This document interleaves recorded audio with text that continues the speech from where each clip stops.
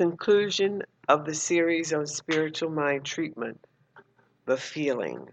Our topic today is Lose the Consciousness. Ernest Holmes writes in Living the Science of Mind, page 339, a certain time should be taken each day for the enlargement of consciousness. This is done by reminding our imagination that the field with which it deals is limitless, that mind is the creator and the sustainer, that mind is infinite, ever available, and always responsive to us. We must learn to lose our consciousness. Nothing is too good to be true. The kingdom of harmony is already an ever-present reality, but as far as we are concerned, it waits to be perceived, and only as much good can come to us as we mentally receive. We should declare 100 times a day, good and more good is mine.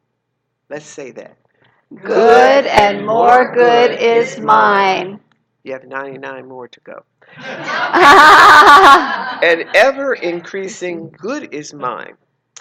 There are no limits to the good which is mine. Everywhere I go, I see the good. I feel it. I experience it. Good crowds itself against me, flows through me, expresses itself in me, and multiplies itself around me. Let us now use the power of feeling behind our word to create new thoughts and new situations. Say with me. As I pray, I look beyond the appearance and expand my consciousness to feel, to realize the allness and perfection of spirit, which is closer to me than my own breath. This feeling of oneness or allness is the creative power that is now turning my words into a bright new experience. And so it is. And so it is. Thank you, Marcy. Woohoo!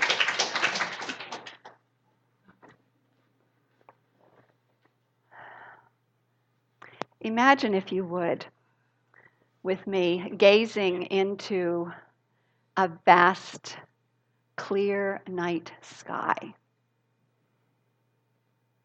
And as I do that, I recall one time when Dan and I were out in the middle of the night in Death Valley with a clear sky, clearer than I have ever seen in my entire life, and looking up and seeing the Milky Way. And actually, because there were no obstructions anywhere, seeing the entire fullness of the night sky and the almost overwhelming feeling of awe and wonder at that amazing vastness. It blew my mind. I'd never seen anything like that. I never really had comprehended that that's what the sky looks like unobstructed. And the feeling of that is really what I'm talking about today. That feeling of vastness, infinity, this time that we spend in spiritual practice every day, whether it's meditation, affirmative prayer, spiritual mind treatment, which is what we're talking about this month. Whatever it is that we do to deepen that experience of vastness, that is what truly makes the difference in our ability to live, move, and have our being in the divinity that we are and that we are a part of. To live as what's called the universal human, that next version of humanity that's being birthed all over the place.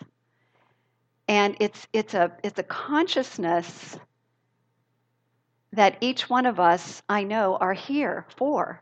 I mean, it's in order to really expand that. We gather as spiritual community to be among others who've also caught this vision of living in this expanded state 24/7, as much as possible anyway. And that's why spiritual community is such a valuable thing for each and every one of us. That's why it's so important to me, where we can share these teachings and where we can allow our mind to be blown again and again and again as we deepen into all of the many multidimensional states of consciousness that are available to us, as we live as these realized, self-realized beings who are able uh, to participate in creation in a really mindful way and conscious way through the use of our words, through where we focus our attention. I love that. As you know, what Marcy just read, the good and more good is mine, we use at the end of our service quite often because it is a wonderful way to use our words to expand our consciousness and to receive and open our hearts to more and more good. So this idea of vastness, another image that I often think of is what it must have been like to be one of the astronauts who were standing on the moon and looking back, gazing back at planet Earth, just poised there in the midst of the vast universe. Can you imagine? Again, they said their minds were blown. And the realization of oneness was really palpable. There were no borders between all of the nations. It was one vast, organic, alive presence. And we are part of that. So the more that we can expand our awareness in this way, the more we're able to live in this next version of ourselves. Because that vastness consciousness, that allness or oneness consciousness, is what we cultivate when we use this mode of prayer called spiritual mind treatment. And it's not only that broad perspective, it's the feeling. It's the feeling. What are the feelings that we get when we are in that place? The feelings are awe, wonder, gratitude. What else? Joy, peace, love. All of those high states of consciousness, otherwise known as the vibrations of the Most High. The vibrations of the Most High. Isn't that what it's all about, really? I mean, it's about living in those vibrational frequencies that feel so good, and we're so overflowing with it. We've just got to share it with somebody. That's it. I mean, that's basically it. Because we realize we are just living in the overflow, and it's just pouring out of our hearts and radiating from us in such a way that we just can't help ourselves but share that good, that love, that peace, that joy, that awe, and that wonder. So spiritual mind treatment then, I I was looking at a particular quote, and it really got me to contemplate this thing about spiritual mind treatment.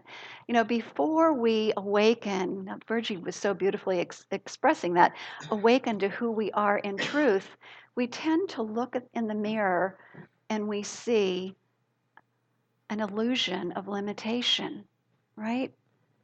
Because we're seeing with the ideas of what's known as the ego or the conditioned mind that sees a small person there, and maybe we're thinking that we're the body, and that's basically it, the body and a mind and some emotions. But what happens after spiritual mind treatment, after meditation, after this beautiful spiritual practice that we're talking about today, we look in the mirror and we see something different. What do we see? We see infinite consciousness looking back at us, right? Infinite consciousness looking back at us. Infinite consciousness. Wow. Not, living in a body. This body is now a temple in which that infinite consciousness lives. It's our way of moving about. It's our earth suit, moving about in this time-space reality and practicing being, the divine, amazing, creative beings that we are. When I think about that, I go, wow, wow. So what I've talked a lot about the different kinds of ways that we can expand consciousness, spiritual mind treatment, meditation. There's also something that we teach called visioning, and visioning is this beautiful expanded version of spiritual mind treatment. And what I've found over time, I do both visioning and spiritual mind treatment, but I found over time as I've continued to evolve in consciousness that spiritual mind treatment and visioning are one. I mean, what happens is I start off with my treatment with an intention. And I give myself, when I'm at home, I give myself time in the silence to allow my mind to expand, also to kind of unload all the things that are distracting me, all the mental blocks that are in the way, or the things that are bothering me. It's a way to kind of unload all of that and kind of clear the way, so that when I speak my prayer, spiritual mind treatment, that I come from a different place. I come from a more expanded place. And so there's an intention. There's an intention. What is it that I'm doing? Let's say my intention for today is expanded consciousness, to expand my consciousness beyond where I've been, or where I tend my, let's say, my set point at this point in time. And so what happens from there then is that I set my intention. I spend some time in the silence, clearing things away.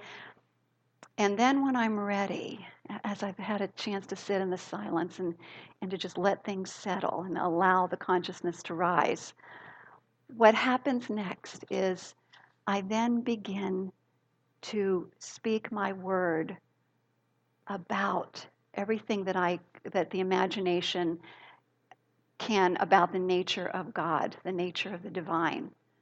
God is all there is, one infinite universal presence and power and source that is the vastness, the infinite intelligence, the universal mind that gave rise to that amazing sky and the universe that is far beyond my imagination, that I'm heard is infinite in nature. And then is the creator of what's called multiverses. There are other universes as well, and different levels of reality, and that are all happening at the same time. Wow.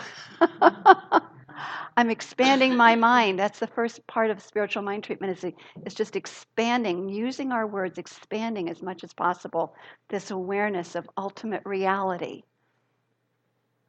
And since God is all there is, this infinite universal intelligence and mind and power that creates universes, I am that presence individualized, fully unified with it. That the universal mind, the all that is, that field of pure potentiality and possibility is my mind.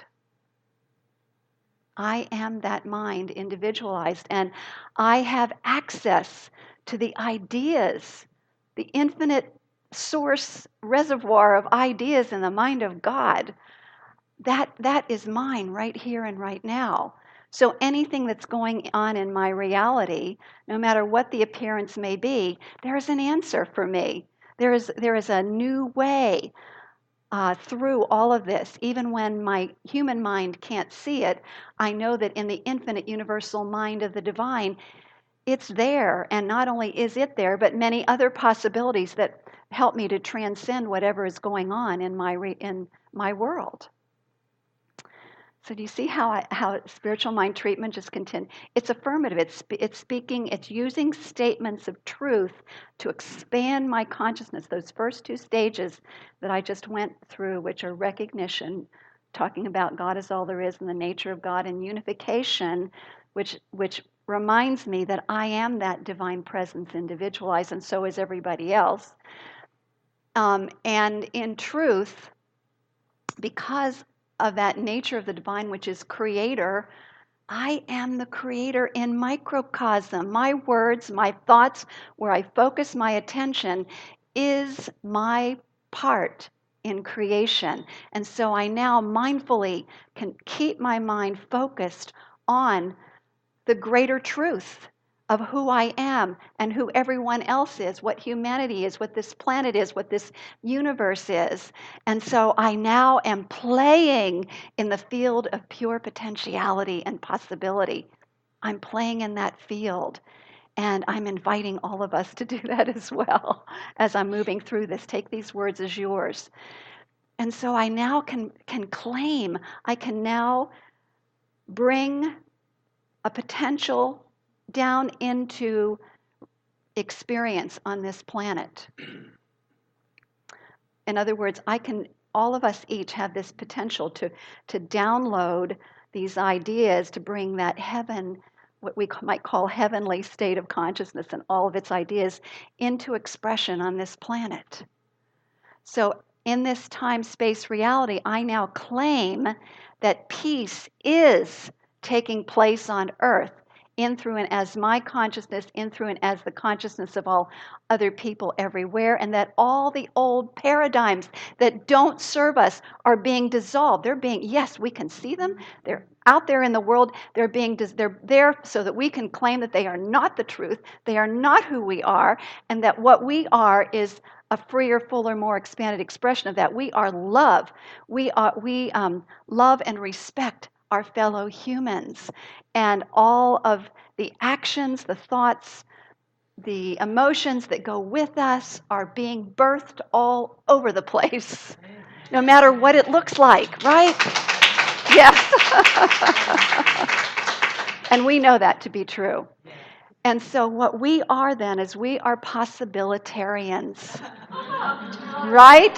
We are possibilitarians. I want you to claim that with me and say, I am a possibilitarian. I am a possibilitarian. Can you feel it? Yes. That's who we are. That's why it is so important that when things go on in the news, that we remember who we are. We are creative beings. Stop focusing on all the negative. Stop it.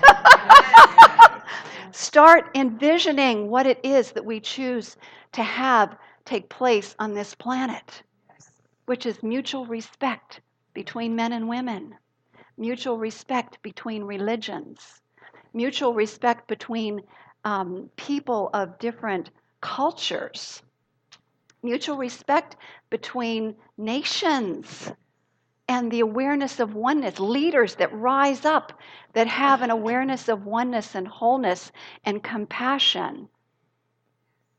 So we are here to be those that are the visionaries of what the future is. We have that capacity, each and every one of us. And so, again, when you catch yourself, and I have to do this with myself as well, when we catch ourselves looking at what's wrong, stop it. Stop it. Turn and begin to vision. And it doesn't mean that you don't take action in the world. I mean, I write my letters to the congressman, and I make my phone calls to senators and people like that. I take action. It doesn't mean you don't take action. It means you take action with a vision in mind. And you share the vision. You share the vision with our legislators.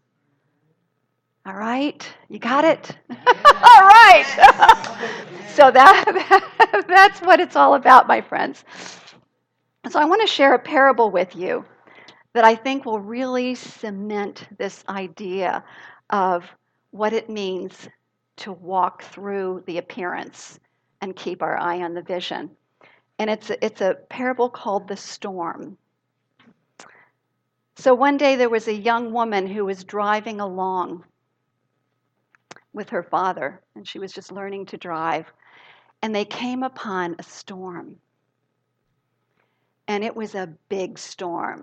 It was one of the ones we've experienced in some of the past several months, where the rain was coming down, the wind was blowing. And she began to notice, in fact, she said to her father, "What should I do?" And he said, "Keep driving." And so she saw all the cars starting to pull off to the side and stop. And she looked to her father, and he said, "Keep driving." Pretty soon she sees 18-wheelers pulling off to the side. And she looks to her father and, what?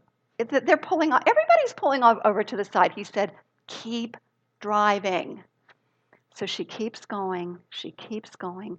And pretty soon it starts to lessen and lessen until there's a great clearing. And they're in the bright sunlight. They're beyond the storm. And so her father says, okay, now it's time to get out. And she said, what do you mean, time to get out? He said, stop and get out. He said, I want you to turn around and look at all the people who are back there still in the storm. But you kept on driving, and now you're free. You're free of it. What a great parable for reminding us to not hang out in the storm, the storm of negativity, the storm of ain't it awful, the storm of whatever it might be, and instead move forward into a higher vision. Be the purveyors of a higher vision. That's what the sunshine represents, right? Live in that sunny state of consciousness. Again, taking action is necessary. Using those emotions that we have that rise up within us to not complain, but to take action and to move us forward in that vision. Possibilitarians, I love this idea.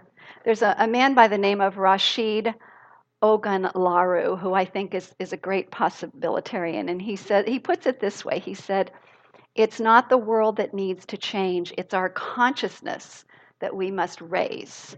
So when we raise our consciousness, what happens? And that's what spiritual mind treatment does. It helps us raise our consciousness, and in turn, what happens is everything around us changes. That's the way that it works. Because we're one with all that is, right? We are one with all of humanity, and as we raise our consciousness, we're raising the consciousness of all. Greg Braden's quoted some really interesting statistics. He said that scientists have calculated how many people it'll take to shift humanity. And now this was a while ago, so I'm not sure how it was not that long ago, but basically at the time that he spoke about this, he said it's the square root of something or other of 1% of the population. I don't remember the exact number, but he said what that boils down to is 8,000 people on planet Earth. 8,000 people on planet Earth. If 8,000 people on planet Earth practice what we were just talking about on a regular basis and really raise their consciousness, the rest of humanity begins to tip. And I really do believe that's happening now. I know in my heart of hearts there are 8,000 of us on the planet, because when I go to the Parliament of World's Religions, I went to one back in 2008, 2009, and then another one a bit later, and each one had 8,000 to 10,000 people that were present from all the world's religions. The one that we're going to in a few months, in November, it'll be interesting to see how many. It's in Toronto, to see how many people show up. But I know there will be at least 10,000 people there. And so the key is to, it's not just having the intention of it, but it's actually doing the practice, the moment by moment practice of keeping that our consciousness focused on a higher vision. And it also means being in the present moment fully and enjoying the present moment and keeping our vibration high. Possibilitarians, playing in the field of possibility. Think of Jesus the Christ. What a great role model for being a possibilitarian, right? He spent a lot of time in the desert, meditating and praying, clearing his consciousness, preparing himself to be the master teacher and healer that he is.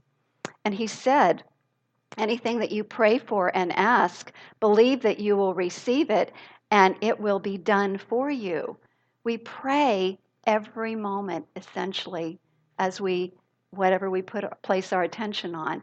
The key is believing it. Believing it. And if we understand how the universal law works, that it gives back to us what we place into it with our thoughts, then we realize, and then we can have greater faith and we can continue to walk through the appearance, through the storm, knowing that it is being manifested by that universal law. Lao Tzu of Taoism was a possibilitarian. He said the key to growth is the introduction of higher dimensions of consciousness into our awareness. And Taoism has produced many, many methods of cultivating higher consciousness. Tai Chi, Qigong, acupressure, breath work, diet, a lot of the things that we know about and maybe haven't made that connection. These are ancient practices of raising consciousness. And then some of our modern scientists, possibilitarians, think of Albert Einstein. He said, no problem can be solved from the same level of consciousness that created it. So what's he promoting? Raising our consciousness. And Greg Braden's work, I'm going to continue on. He was really into studying what it meant to be a possibilitarian. He talked about feeling-based prayer. There it is, right there for us, what we're talking about this entire month. He said that prayer takes place in all the spiritual traditions of the world, whether it looks like meditation or it's words or it's contemplating higher truth. All of it is about cultivating higher states of feeling, the awe, the wonder, the love, the peace. And we know we have scientific documentation that works. You get a group of people together, we experience it in Power of Eight, we experience it in this community, and consciousness is raised. Things that appear to be sickness are healed. All kinds of things that seem to be obstacles fall away. So basically he says the feeling of appreciation and gratitude that our prayers have already been answered is this feeling-based prayer, even if the world appears to show us otherwise. It's the same thing we're talking about here. And he talked about a Native American friend who demonstrated this for him in a really powerful way, who said, let's go pray rain. And he goes, okay. So he went along with them. They went up to a high mountain top area. They found this old ancient circle of stones, and the Native American friend stood in the center of it, bowed his head, was in the silence for a while. And they said, okay, we're done, let's go. And Greg Braden looked at him and he said, well, aren't we going to pray for rain? And he said, we don't pray for something. That's saying that it's absent. He said, we pray rain. In our spiritual tradition, we don't pray for someone. We know their truth. We know their truth. It's the same thing, because we stand in that place of knowing that it's already happening. That is the feeling-based prayer that Greg Braden is talking about, because it cultivates those higher states of feeling, the vibrations of the Most High. Dr. Emoto, his work, and I know for some of us this is a review, we've heard this before, but it's good to remind ourselves that his work shows the results of feeling-based prayer, not only by putting the words and playing higher vibrational music that changed the water crystals, but he took polluted water out of this particular dam, a Fuji Dam or something that's in Japan, and the crystals looked like these big clumps. When they froze them, these big clumps of mud. They were all distorted, and they had a Buddhist monk pray over the water, the same water, froze it, and it became these beautiful crystals that were intricately shaped and shining beautiful. I don't know if Dan doesn't have a photo of it. But anyway, it's something you can look at online. Again, prayer changes and shifts things. Remember, we're made mostly of water. So you think about what prayer does to our physicality. as well as our mentality, these higher vibrational thoughts and focuses. So, most importantly, then, and this is what I want to leave you with, is that spiritual mind treatment, which I went through with you: recognition, unification, realization, thanksgiving, and release, which is the final stage, is a way of raising our vibrations. And when we do that, all kinds of amazing things happen, not only in our own lives, but as more and more of us are engaged in it, the barriers between nations fall away. The barriers between individuals and communities and families fall away. The barriers that have prevented us from living this thing called heaven on earth fall away. And we begin to truly experience a new version of life, a new version of living on planet Earth. And it is so good and so sweet. And so it is. So it is.